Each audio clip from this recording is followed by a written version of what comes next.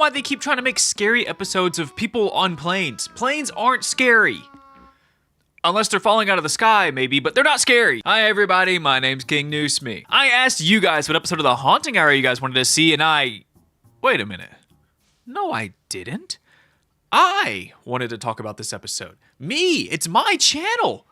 I can do what I want. But before we jump into the episode, for those who don't know, The Haunting Hour is a kids anthology horror show that aired from 2010 to 2014 on a now defunct channel called The Hub. It was created by R.L. Stein, who's known for his popular book series turned TV show, Goosebumps. The Haunting Hour is known as a darker version of Goosebumps and is one of the scariest kids shows of all time. With its eerie visuals, some actually terrifying monsters, and pretty dark twist endings to the episodes, this show really does have it all. They take short stories from some of Stein's other books, like one so conveniently named The Haunting Hour, and another one called The Nightmare Hour as well. They also take stories from other authors, which is why I really like this show a lot. Today we're taking a look at the episode Flight. I think it's an incredibly underrated episode in the series. It's probably one of the eeriest and most unnerving episodes of all, and sadly it doesn't look that interesting from the outside in, so it's never going to win a poll. But don't worry, I'm going to become Tyrant Noosme for this episode and show you guys this banger episode you guys have been sleeping on. Flight is the 4th episode of the 2nd season, and it is actually the 3rd best episode in the series, according to IMDb. Behind my personal favorite episode, Scarecrow, and slightly behind the episode Fear Never Knocks. It was written by Jack Monaco, who wrote other great episodes like Golem, Ghostly Stare, Sick, and Swarmin' Norman, and it was directed by Neil Fernley, who directed a lot of the show, including some really great episodes like the Really You episodes,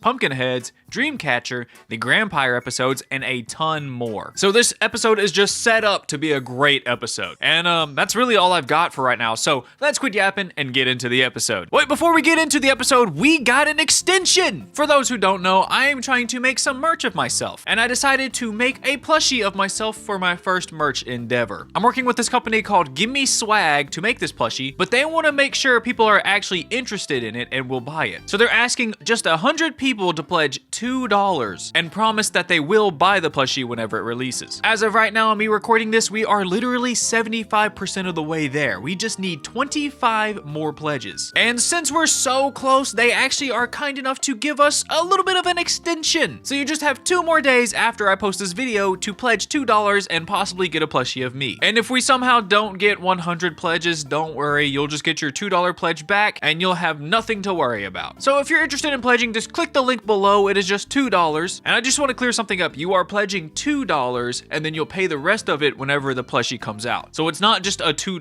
plushie, which some people have been asking me about. The plushie is actually $35 plus shipping. So just to clear some things up right there. Okay, let's get into the episode. We start this episode on a dark plane as a flight attendant named Brenda gets everything set up, and we watch as multiple passengers get on board the plane, including our main character, Josh. And he's so obviously excited to be on the flight. Flying all by yourself sure is exciting, isn't it? Wouldn't know. It's my first time flying ever. Excuse me, what? I'm sorry, you were just mumbling and I'm not sure what you said, and I'm fairly certain Brenda back there didn't hear you either. Josh is seated next to this businessman, and after an awkward pause, Josh tries to introduce himself to the guy, but he just rudely ignores him and says, "Get it out on business, Josh." And after that, the lights mysteriously flicker on and off, which freaks Josh out a little bit, so he does a little method his dad taught him to calm himself down. Whenever he gets a little nervous or worried about something, he just focuses on something. So he decides to focus on his hand, which seems to annoy the business guy a bit. For some reason. He even makes fun of Josh for doing it. Yeah, this guy's a bit of an asshole. He tells Josh to just relax. Riding alone on a plane is actually really great. There's no one to worry about, and he can just sit back, relax, and enjoy the ride. And then Josh hears these 2 guys in front of him talking pretty crassly about how they saw a crew loading a coffin into the cargo hold. There you are, living a dream one day, the next, your luggage.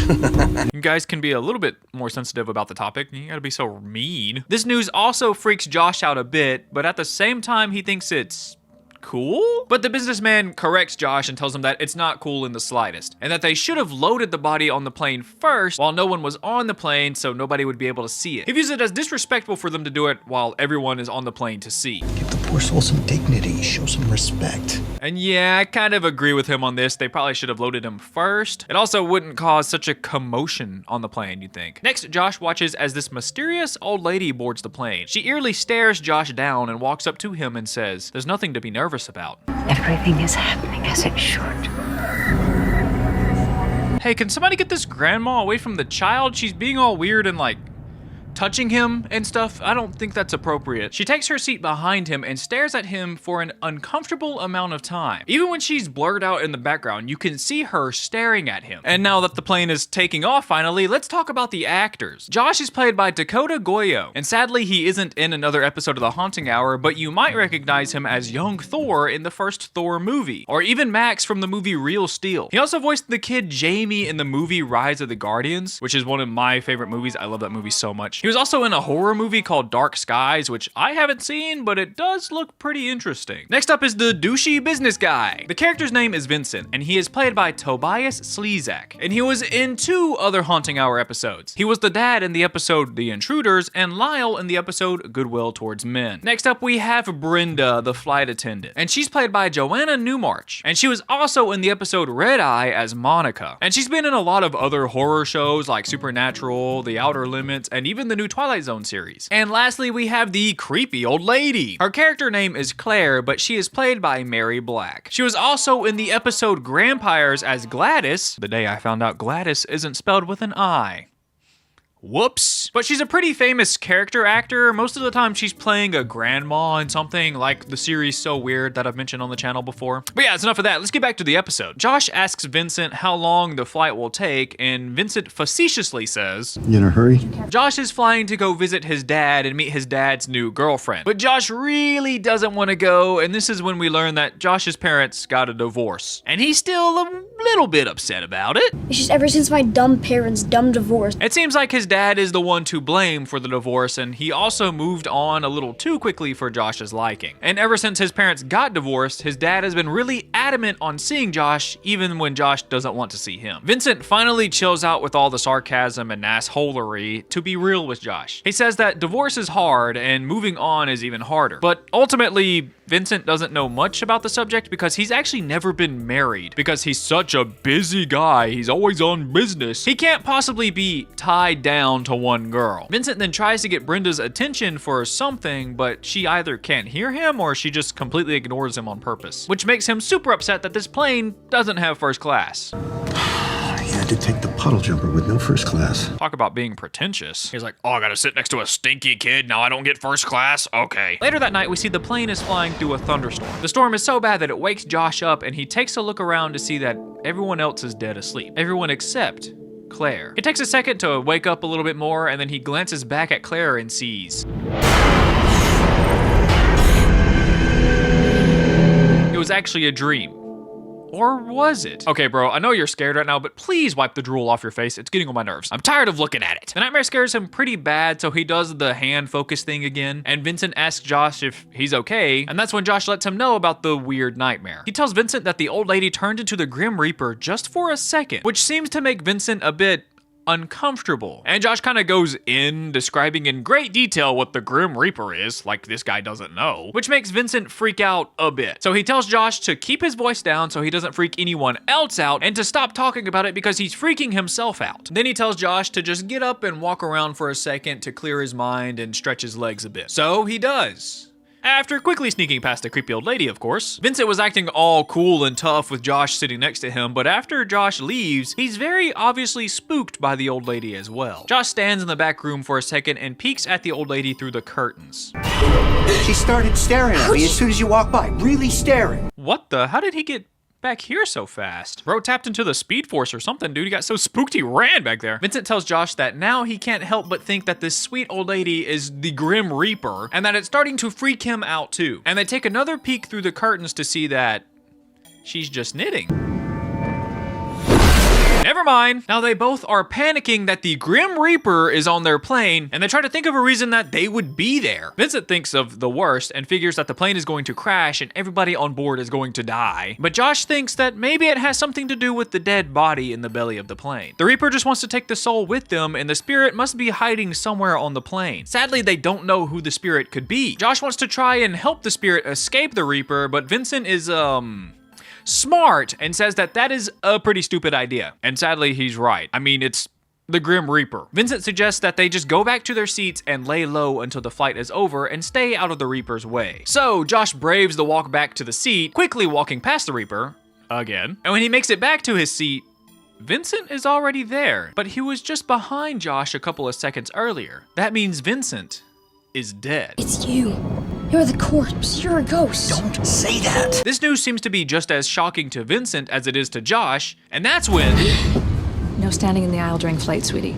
You need to take your seat. Brenda tells Josh to take his seat because they're about to hit some turbulence, but Josh tries to slyly change seats by saying his seat is uncomfortable. But she questions that statement by saying, Really?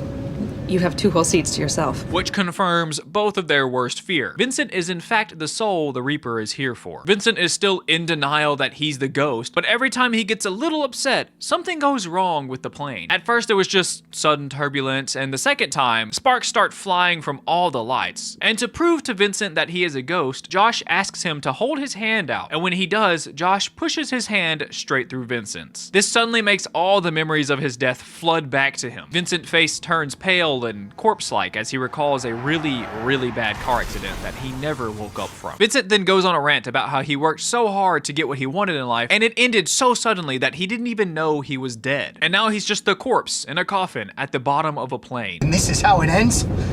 Flying in some podunk puddle jumper? I don't even get a Gulfstream. Okay, guy, yeah, maybe next time put it in your will and then they'll put your dead body in a nicer plane. Josh turns to look at the old lady once again. He watches as she puts away her knitting supplies and stands up. She slowly makes her way down the aisle, changing from old lady to Reaper every time the lightning flashes, and stops right at their row, raising her arms, showing them her true form. Vincent asks the Reaper, why now? And Josh informs him that the Reaper isn't allowed to take the soul until they realize that they're dead. But Vincent isn't ready to move on yet. The Reaper reaches out her hand as if to tell him it's time, but he won't go. He teleports into the aisle, telling her he's not going, and as he does this, something happens to the wing of the plane. Josh peeks out to find a hideous gremlin tearing apart the wing of the plane. I'm just joking. The engine does in fact explode, but yeah. They're not supposed to do that. It's not good. Yeah. Finally, Josh realizes that every time Vincent freaks out, something bad happens to the plane. And just like Vincent said earlier, you can't mess with the Reaper. He has to let her take him. And as Josh says this, the Reaper turns to him and nods her head, letting him know that what he just said is the truth. Josh tells Vincent to go with her. He will end up killing everyone else on the plane if he doesn't. And after a moment of thought, Vincent says, So? I'm dead already, remember? What do I care? because of Vincent's multiple outbursts, the plane is now forced to land at the nearest airport to keep everyone safe. And Vincent teleports right back beside Josh, where Josh tries to convince him once again to move on to help save everyone else on the plane. And once again, Vincent isn't budging on the subject. Josh then turns to the Reaper and asks her if she can just let him go, but she just says, Doesn't work that way. This little remark pisses Vincent off again, so he stands up and yells at the Reaper that he isn't going with her, which makes the other engine blow. The plane is slowly crashing now, and as it does this, Brenda tells the passengers to remain calm so that the pilot can focus on not crashing the plane. Vincent takes his seat once again, where Josh asks him, Is this really what you want? To kill us all? he's already lived his life. Even if it was a little short, at least it was a fun, lavish life. But Vincent doesn't think he lived life at all. He had a good job, a lot of money, a cool house, cars, and traveled the world in first class. But he didn't have the chance to make a true connection with someone else. He never had to worry about anybody else but himself. Not only did he not find real love, but he doesn't even think he has any real friends. He's not even sure if people will show up to his funeral, but he did do it to himself. He was so focused on being successful that he pushed everyone away from him. The thing is, that can make you hard, untrusting, and selfish. Josh confesses that he relates to Vincent. He's been pushing his dad away ever since his parents' divorce. Even though his dad has been trying to see him, Josh has been finding ways to avoid him. So Josh figured that if he acted like he didn't care that his dad was gone, then he would actually not care. But that's simply not true. So they've both been pretty selfish in their lives. Luckily, Josh is still young and alive, so he can still make some changes to be better. But Vincent can do one last thing to redeem himself. He can be unselfish for once in his life and move on, which in turn will save everyone else on the plane. And after a moment of thought, Vincent just says, okay, and tells the Reaper that he's ready to go. Then the curtains in the back open up to a bright light. And before he heads in, Vincent turns back to Josh and says, You're gonna be all right, kid.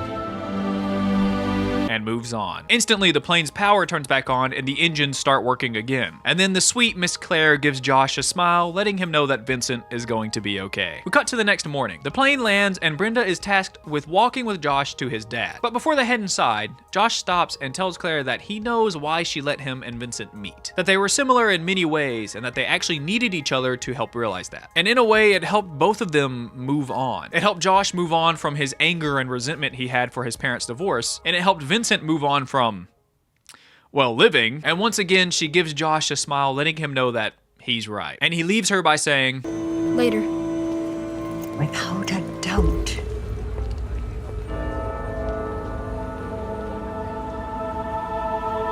and that's the end of the episode. What a surprisingly sweet episode, man. Now, the ending is a bit controversial. Not in like a bad way. It's just some people believe that Claire saying without a doubt is hinting that Josh is going to die young, so she'll see him real soon. But others think her saying this is that she'll see him when he dies because, well, everyone dies, you know? I personally think it's the latter. Like, she will see him again one day. And like mythical Chef Josh always says, every person has exactly two things in common. We all gotta eat and we're all gonna die. But let me know which one you think it is. This episode is honestly one of the best episodes in the whole series. It's genuinely pretty scary at times, and it tells a great story and has a great lesson. It also has a tearjerker ending, and it tackles some pretty heavy topics like divorce, selfishness, and death. And they make it palatable and easy to follow. I mean, they absolutely cooked with this episode. They get you really immersed with the characters and setting, and they do little things throughout the episode that really help with this. Like Brenda not hearing Vincent at the beginning of the episode, or Claire changing into the Reaper every time lightning strikes. Or when Vincent is remembering how he died, you can see the red and blue lights of the cop cars as he pictures his last moments alive. It's a credible attention to detail that you don't see often with shows like this, or even in this show. You genuinely feel for both Vincent and Josh by the end of the episode. Vincent especially. At the beginning, he was just a straight up asshole to Josh, a mean guy. Just straight unlikable, actually. And he moved on to an actually somewhat caring person by the end of the episode. He has a full arc, a very satisfying arc, in just the 20 minutes that this episode lasts. And that alone makes this one of the best episodes in my opinion. I also love how they portray death in this episode. Everything is super scary. Claire being in her old lady form and the Grim Reaper form are both equally scary throughout the whole episode. And the eerie factor slowly gets raised as the episode plays on, as things get more intense and the lightning and thunder get crazier. But at the end of the episode, when Vincent is ready to move on, she's really so gentle with him. She doesn't force him to go to the light or anything. She lets him take his time and even say goodbye to Josh. But then afterwards, she's just a sweet old lady who is simply doing her job. It lets kids know that death is a scary thing to think about, but in reality, it's actually kind of peaceful and nothing really to be scared of. Now let's talk about Josh. Just like Vincent, Josh gets his own arc throughout the episode. At the beginning of the episode, he seems like a bitter little kid who's only visiting his dad because he has to, not because he wants to. But in reality, he was just bottling up his emotions because it's easier to seem like you don't care than to actually face your emotions head on. And I actually really relate to Josh in this episode because my parents got a divorce when I was about his age, and I kind of acted the same way he did. I had, and still have, an attitude that you can't change what's happened in the past, so there's no reason to dwell on it. And sometimes that view on life works. I know from experience, but sometimes it's best if you do tackle things head on. So I just never talked about it, and eventually my life balanced out and I just stopped thinking about it. Luckily, he had the courage to actually talk with somebody about his feelings, and it probably will make him a stronger and better person. Granted, he did think he was going to die from a plane crash, but my point still stands. Okay, enough of the heavy stuff. Let's talk about something pretty cool. There are actually a couple of businessmen that were somewhat comic relief in the episode. Kinda, they had like a couple of lines. Anyways, the taller one is played by Dan Payne, and he's in a whole lot of the Haunting Hour episodes, but you probably don't recognize him. That's because he is usually in a costume. He's appeared already on the channel in the episode The Nightmare Inn as the dad werewolf in the end of the episode, and the ghoul in the Dead Bodies episode, as well as my goat, Big Yellow. Yep, this is the guy under the mask of Big Yellow. But he's also in the episode Golem as the Golem, and Officer Griggs in the episode The Cast. He's kind of an unappreciated actor for the series, and I just wanted to give him some love. So yeah, even though this doesn't seem like an interesting episode on the outside, it's an incredible episode. And that's why I had to become Tyrant Noosme for just one video to talk about it. Don't forget to click the link below and pledge $2 so you can get a plushie of me. I have a Patreon. The $5 members get bonus content, plus videos a day early, maybe some pictures of my cats, a Discord server, number and your name right here on screen. And I want to shout out Horror Diva again for gifting 100 members and making it to where I cannot fit all the names on my little Patreon box I have right here. Like the video if you like the video. Thank you for watching the video all the way through. I appreciate you all, and peace.